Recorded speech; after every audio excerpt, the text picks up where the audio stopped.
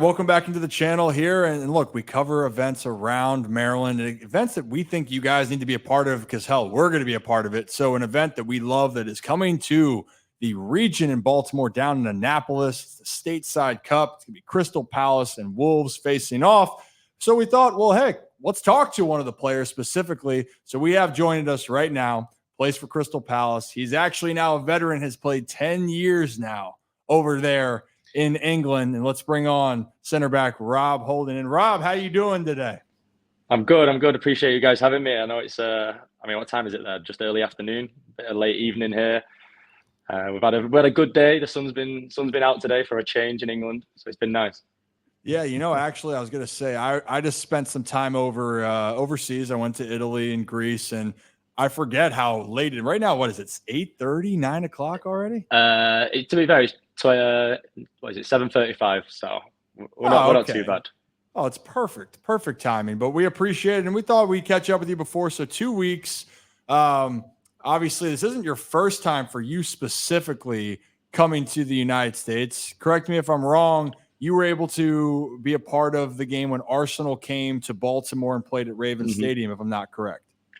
Yeah, absolutely. It was. I've been coming to the States now for preseason. It seems to be the place to go in preseason, and I know this year there's 10 of the 20 Premier League teams that are out there this preseason. So it's cool, and like we as players love coming out there, seeing the fans and a different crowd, and yeah, it's always good fun. And the games are always competitive because it's another Premier League team, so you're sort of feeling each other out going into the season.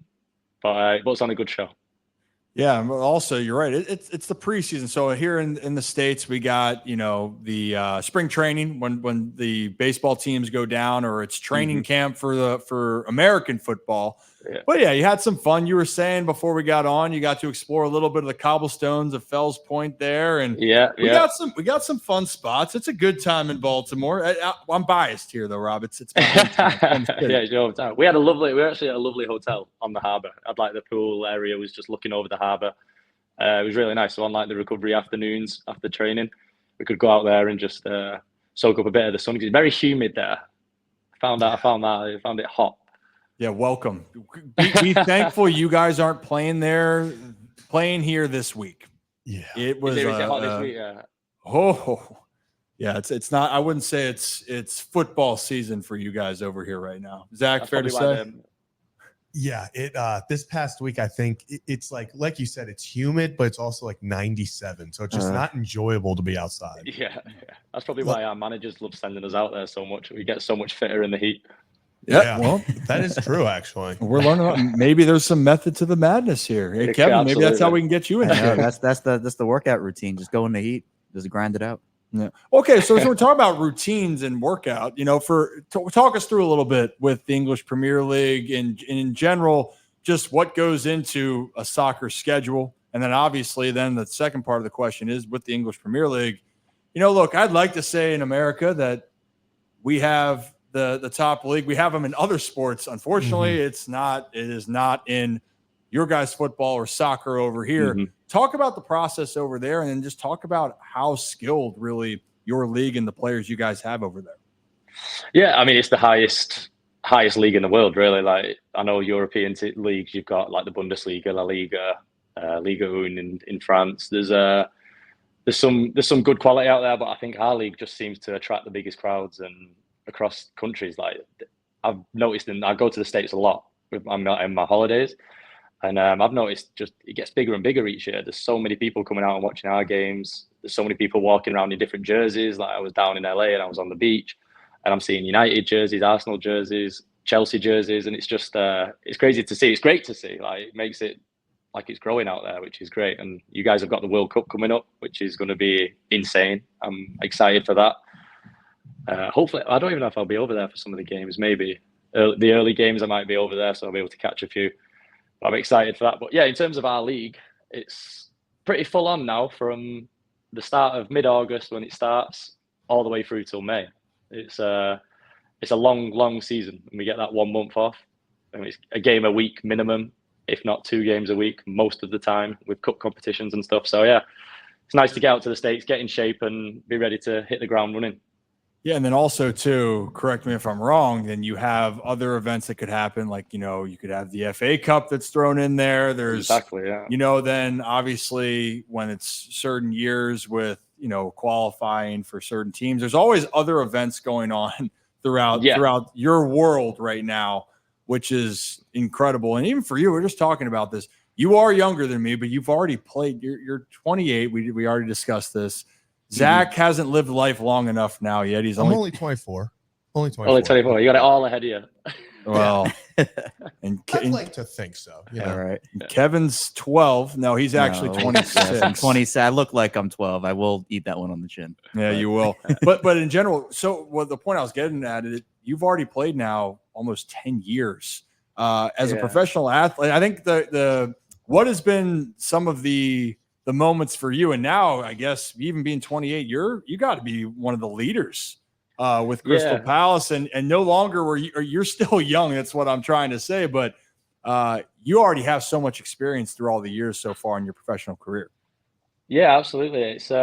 It's crazy how it snuck up on me. You know, like I feel like I'm the 21, 22-year-old, but then I look around the change room and I'm like, all these guys are 4 or 5 years younger than me, and then they're looking at me, and there's maybe like 2 other older lads for like experience and leadership, and it's a different role that you've got to sort of step into. I've been fortunate enough in my career to have players like Mertesacker, Koscielny, Jack Wilshere, Aaron Ramsey when I was at Arsenal that were experienced pros by the time I joined, and I could just sort of take traits from them and use that as I got older to help young lads like they helped me when I was a young footballer coming up. So yeah, there's definitely experiences that you can take, and Mertesacker was one of the best. Like he's won the World Cup with Germany, he's won all sorts of trophies and led great players. So take any traits of him are always some of the best.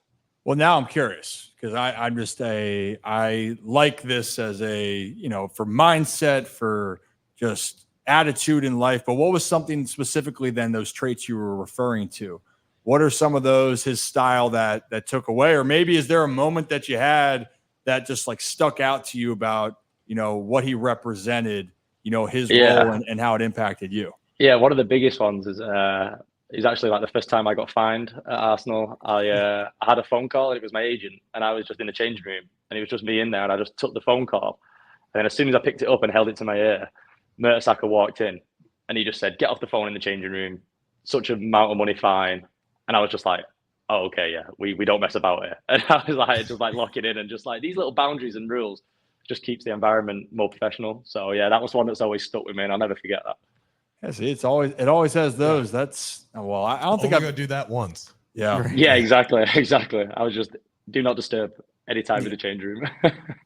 Yeah, I've had other stories. Well, actually, I don't know. This wasn't a leadership story, but I'll tell you a fun story here, Rob. Story time on I grew up in the locker room for baseball. My dad played for a lot of years. I think we decided on he played 21. I think that sounds about right. Yeah. But played for a long time, and there were certain rules in the clubhouse. But one of the stories, this isn't even a rule, but one of the rules was the pipes were old, and you had to let everyone know if you were going to flush the toilet.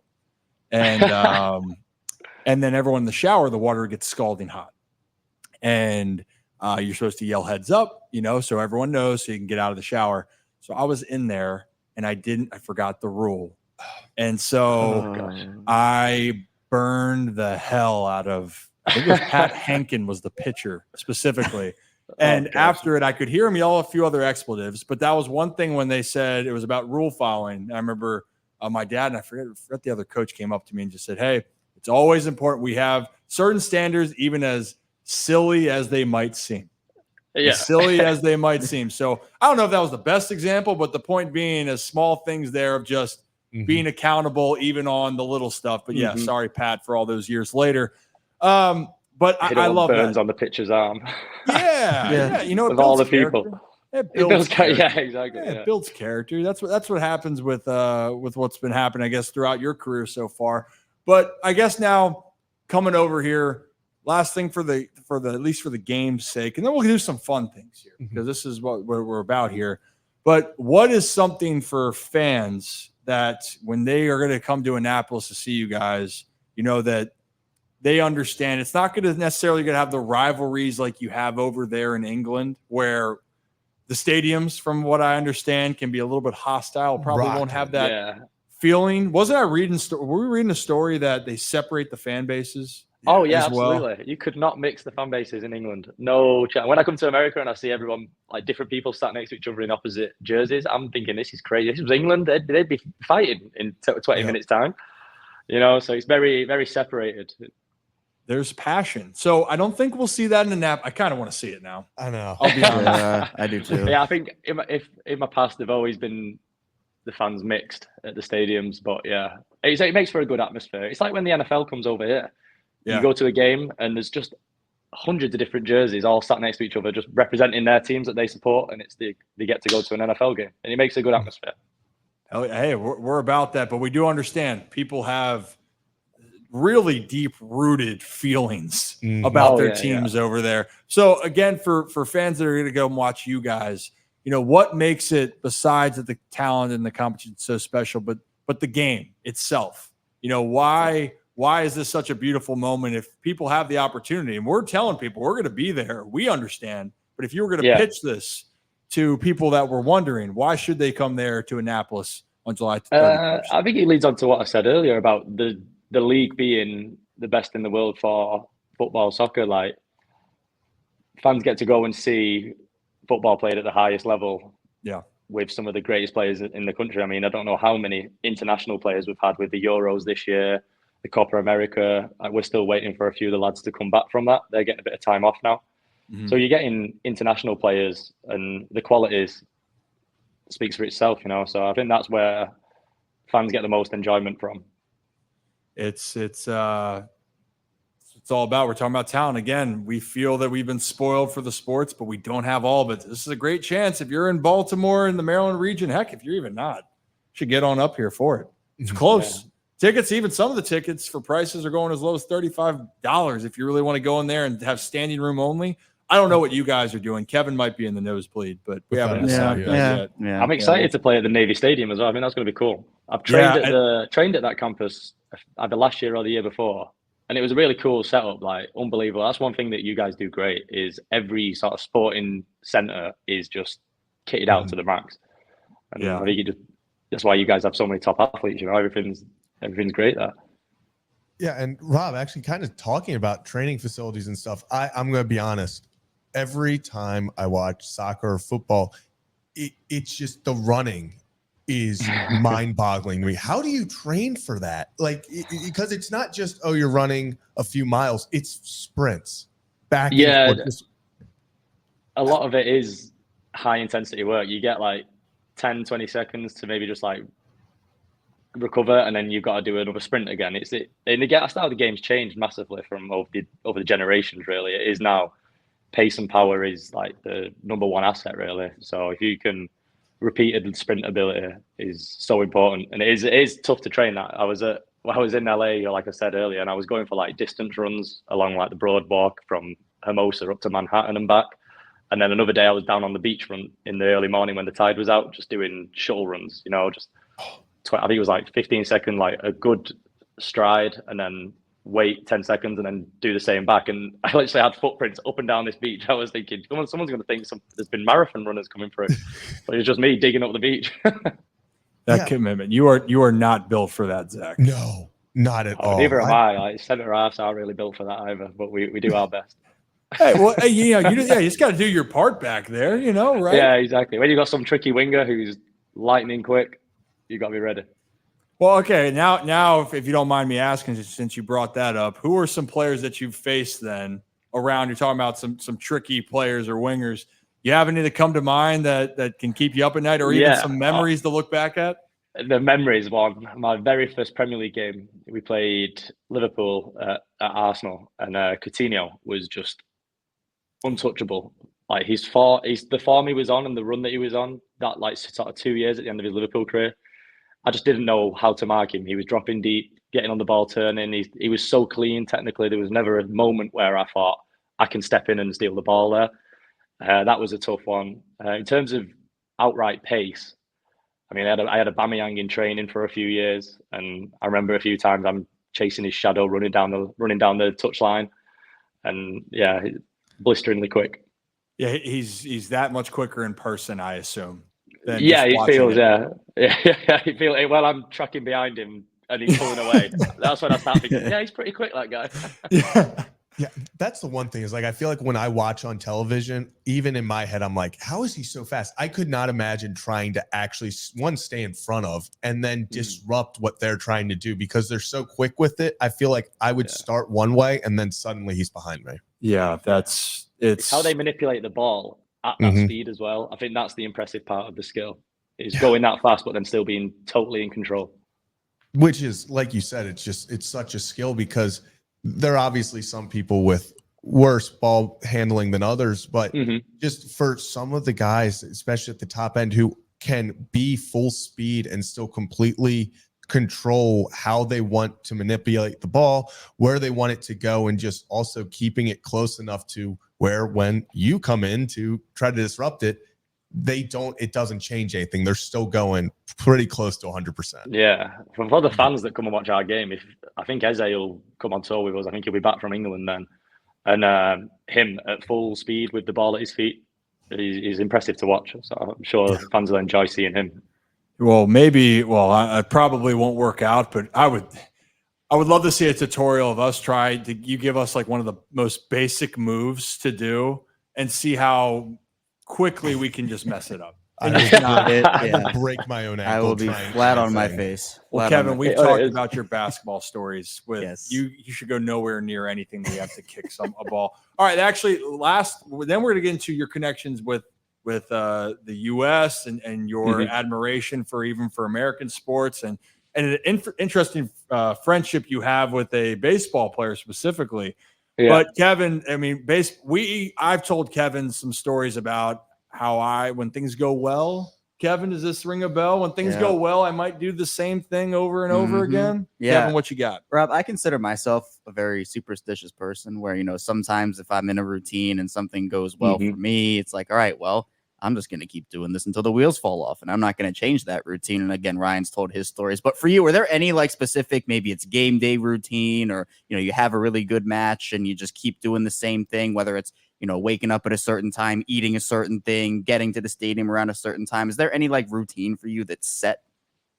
Yeah, we've definitely, and getting to the stadium and the timing wise, everyone pretty much arrives at the same time. So that's just the standard, but for me, I like to put my boots on, my cleats, and then not tie them up just yet. I just like to sit in them for like 5 or 10 minutes, just let a bit of blood circulation to the feet. I don't want to strangle them before going out there and just just get used to the boot being on my foot really. And then I'll tie them up just before we go out. I quite like that. It makes me feel a bit more relaxed. Yeah, so I've had players wear the briefs inside out for games. Perfect. Yeah. And we're in the shower after and he's still got them on. I'm like, why are your pants inside out? And he said, oh, it's a superstition. I'm like, oh, fair enough. Yeah. Thank you. It's only crazy if it doesn't work. That's right. Remember, it's only crazy if it doesn't work. It's only crazy if it doesn't work. Yeah. It doesn't. And you know what? You will. And especially baseball players, Rob, I'm sure Bryson might have told you this.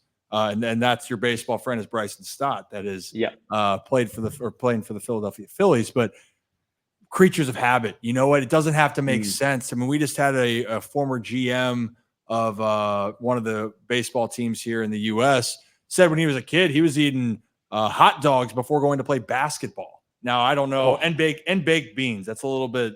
Baked beans I can agree with. I'm very on board the baked bean hype. Yeah. So wait, you would eat baked beans before you ran 5 miles? Yeah, I'd have it for breakfast for sure. I think it's a very English thing. Yeah, I was gonna say baked beans. You have to over there. That's just. Normal. I'm just thinking that's a staple breakfast. Yeah. Okay. It's like that when he said baked beans, I looked at him like Ryan was surprised, but I was like, come on. No. It's not. Okay, time out. It's not surprised about how much of a staple it is. It's more so of, I guess if it is a staple, it's not going to bother your stomach as much. Yeah, that's what I was saying. Well, we're so used to it. Yeah, I don't know. Paul Skeens, apparently who started the All-Star game a couple nights ago here, eats chicken Alfredo pasta before he goes out and throws. I can't have like tomato-y based sauces. I mean, apart from the beans, I guess. But if I had like a tomato pasta dish, sometimes the tomato doesn't sit well with my stomach. So I try to keep it as like clean and dry as possible. Yep.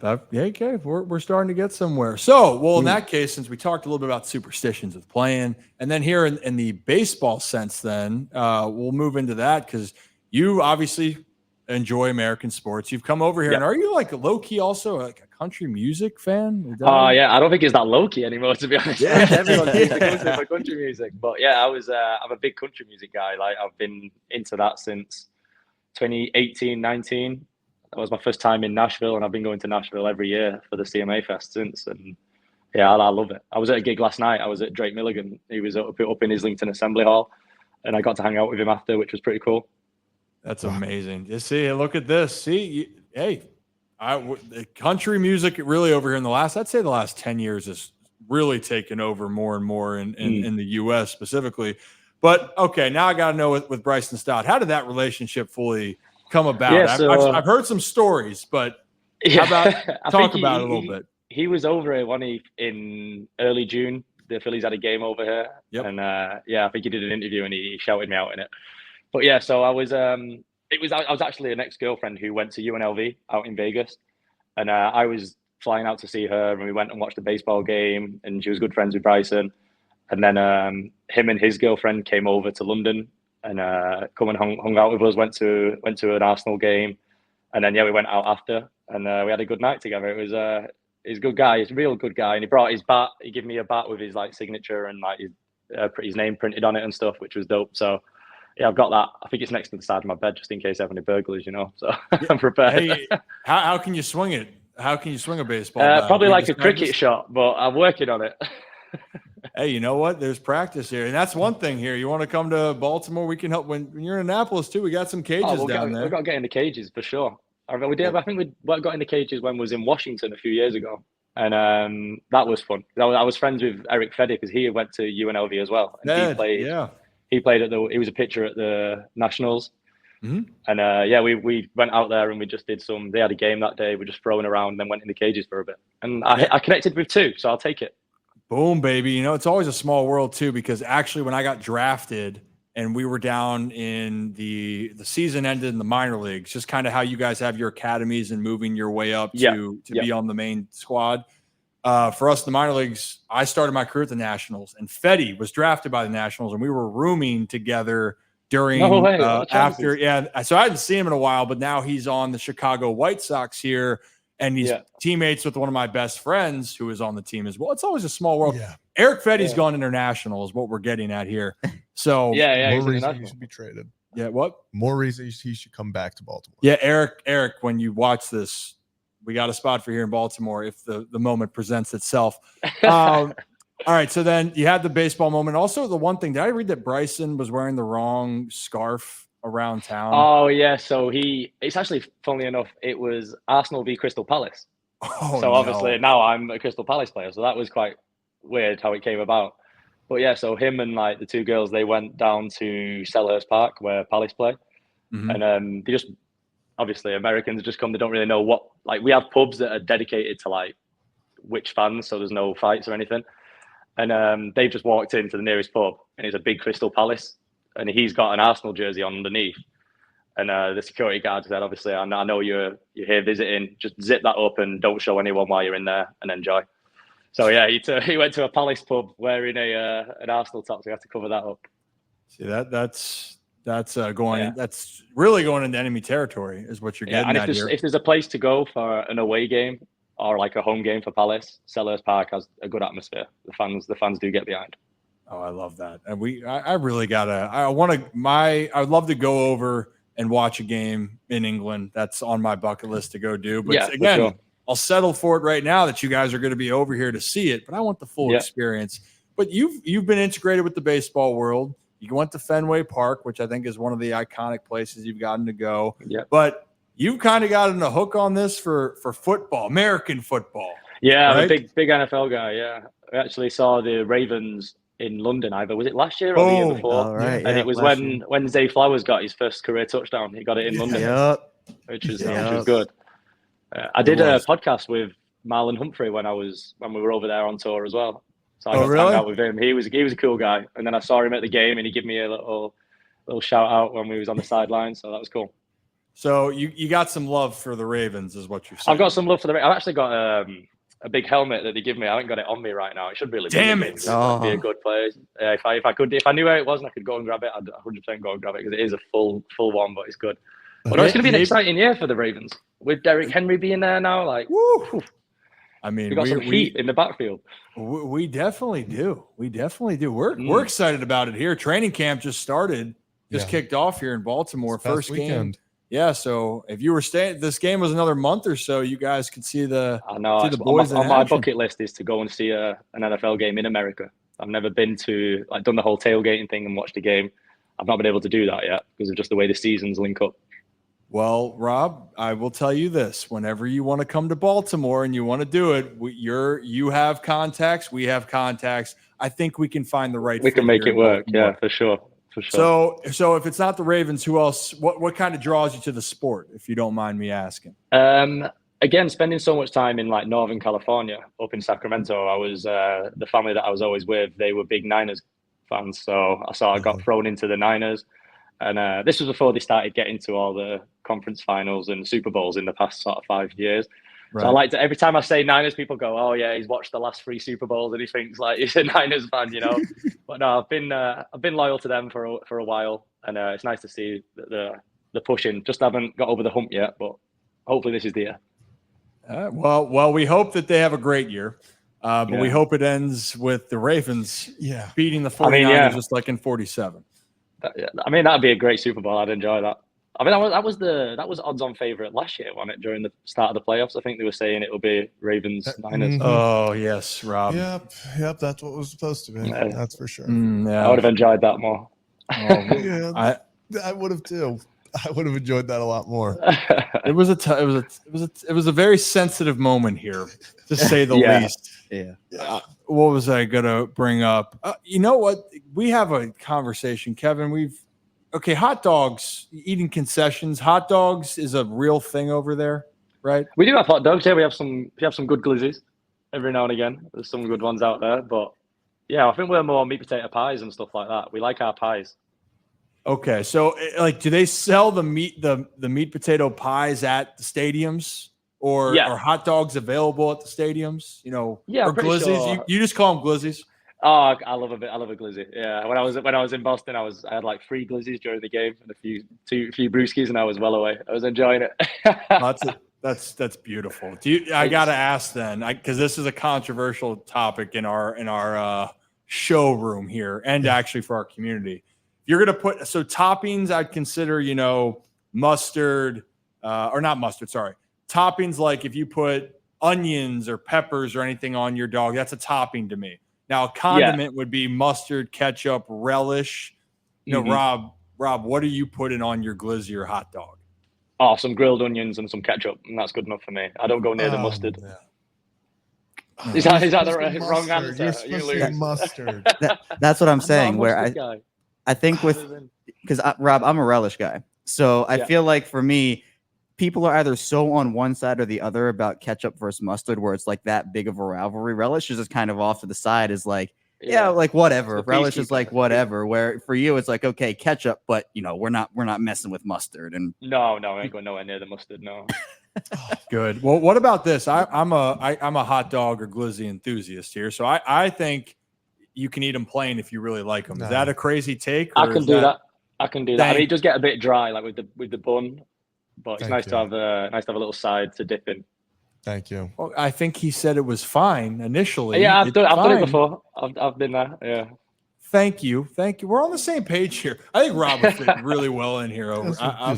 He would. Rock. I agreed until the mustard slander. It's a rivalry. I'm telling you, it's a rivalry. All right. Hey, fun things here before we get you out of here. Kevin, I think this is since we're talking so much football about potential. Kevin, go ahead. Yeah, going back to the NFL stuff, Rob, I feel like, everybody can envision themselves playing a certain position. For you, if you had to pick, if you're heading out there on the field and you had your helmet and everything, what position do you think you'd play? Where are you going? I'm going tight end all day. All right. But I need to put some more size on. I'm too skinny. I'm tall enough, but I'm just too skinny. So what game would you emulate yourself around? Like what tight end would you want to kind of be like? Are you trying to be like Kittle like with the Niners or Mark Andrews with the Ravens? To be Kittle, I'd need to put on a lot more size because I can't be blocking linemen like he does. Like the pancake that he got on Hutchinson. I was watching The Receiver, the new documentary, and he just put him down. I was like, wow, that's a big move. But no, I'd have to put some more size on to be more of a blocking. So I'd have to be more of like a slot receiver guy, just like open across the middle and just hit me. And I've got good hands. I'll take that. I've got good hands. Got good hands. Okay, so we're gonna figure out a good player comp for Rob. Yeah, I mean, it'd be like a Kelsey. Oh yeah. All right. A receiver one. Well, there he is. Hey, everything's good. That would be the best one. Everything's going well for him on and off the field. This current moment. Actually, just saw half his success. It'd be great. Yeah. I actually just saw Taylor Swift in concert. That was an unbelievable performance, by the way. I'll digress with that. I guess then on the other case, do we dare ask what you'd want to do for baseball if you could play baseball? Do you know what? I think I'd be a pitcher. Yeah. Just because I played cricket growing up and I was a bowler, I was useless at batting. So I feel like I'd really struggle batting in baseball. So I think I'd have to go to pitching or just stick me out in the outfield somewhere. Okay. I like that self-awareness of like using the, previous context of like, back in the day, probably couldn't hit. So I like that. Just stick to pitching and go out there and dominate. Skill set, yeah. Just go out there and dominate. Maybe a pinch runner with all the speed. Like, we can make something happen. Yeah, steal a base or two. Yeah, exactly. Well, especially he can run for days, even though he says he can't. You know what I mean?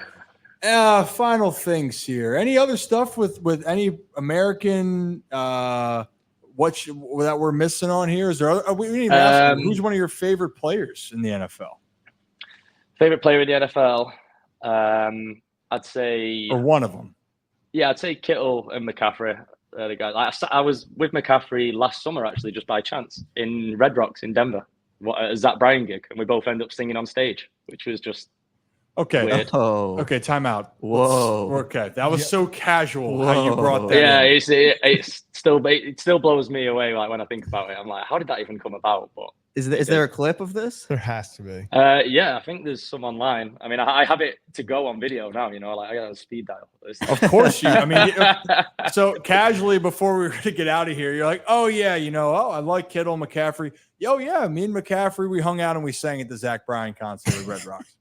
Yeah, that was casual, like That's how it came about. It came about so casual because I met him when we went to Carolina a few years ago, and when he was a Panther. And he was pitch side just watching the game, and our media team come up to us and said, "Oh, there's a big NFL star here watching the game. He's called Christian McCaffrey." And I was like, "What? Like, yeah, I'll go speak to him, no problem." So I went over and we were chatting, and then it was at the Zach Bryan gig, and we were just like in like this side room, just sort of waiting for it to start. And I went up to him and said, "I don't know if you remember, but I met you when you were at Panthers when Arsenal came over." And yeah, we were just having a catching up, and then the manager for Zach Bryan came up and said, "You guys, do you want to come and sing Revival at the end?" And I said, he looked at me and he went, "I will if you will." And I was like, "Give me a few White Claws, I'm down." So, and you're ready to rock and roll. And I was in straight away, yeah. So yeah, that was I've got the video now. See if this my goodness. I don't know if the sound's gonna come up, but hey, you know what? Whatever works here. It's not even. This was 2023. Yeah.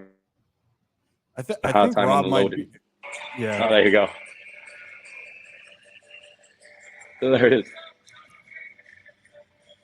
That's incredible. Oh, that's so that was fun. I mean, the worst thing is all you can hear is my voice, and I ain't a singer. So you have a beautiful singing voice. Yes. Are you Are you?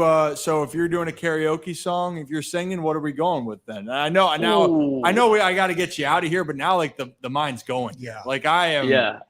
A karaoke song. I mean, in terms of performance, the sound wouldn't be great, but effort would always be there. A song that I'd go for. I mean, it could be a Zach Bryan song, to be honest, or it'd definitely be a country song, just because that's just the easiest ones to sing. Yeah, it's just where I'm at right now. Maybe a Luke Combs song, but they're always really big. That's setting the stall out to get a voice like that. Yeah. Luke Combs. Now we're talking my language. Yeah. Rob, our friendship is so Brooks and backbone. Dunn, brand new man with Luke Combs. That'd be a good one. I wouldn't mind that. Brand new man's always good on Broadway in Nashville. That one. Oh God! Wow. Oh yeah. Broadway. Wow. Yeah, there's so many things. Also, what we're finding out here is, on top of it, this is what we were hoping to get from this, Rob, is not only we wanted to talk about the event, is also that you got awesome people like you that are coming over here that are going to showcase that they're talented players, but also you're also the most interesting man that no one probably understands. At least I'm learning this. You know everybody, it seems like. Yeah. You enjoy a good time. You can down a White Claw or two, and you love your hot dog with peppers and ketchup. And ketchup. I mean, I must have been American in another life. I have no idea where it came from. But well, hey, you were always welcome here for whatever you want, whenever you want. We can add to the list of amazing things that you've done. Anything we can plug for you or that you wanted to say before we get you on out of here? Just head to the game. I mean, what's the website? Stateside Cup? StatesideCup.com. Yeah, go to the website, get the tickets. Like you said, there's some remaining, and come watch us play. And it'll be a good day out for sure. And Chris Richards will be back from America. His time with the national team, so I'm sure he'll be excited and getting a lot of attention. So he's always a fun guy to be around. So looking forward to having him back with us in the States. Hell yeah. Well, hey, Rob, I appreciate your time. We will see you over there in about roughly 2 weeks here, a little bit less than 2 weeks, but statesidecup.com to get your ticket. They got some great deals still going. $35 for a ticket to go to the game to see this. And maybe Rob's going to sing for you. You never know. After the game ends. I think that's what we heard. Before the game. That'd be cool. That can't be any worse than the All-Star game. But we'll try it. You had to say that. That was bad. It was all over my timeline. It was all over my timeline. Oh yeah. Cody Johnson saved the day the next day though, so it's all good. He did. That was true. Beautiful. Cody was things that were so back were national anthems. Yeah. That was big. Yeah, but also kind of terrible national anthems are kind of in. They actually are. Fergie a few years ago. Yeah. If you had get some talking. Yeah, it does. Gets the people going. It does. Well, hey, Rob, we appreciate you. Be healthy. Be good. Safe travels when you're over here, and we'll see you stateside here in Annapolis in a couple weeks. Perfect. Appreciate you guys having me on. I'm looking forward to it.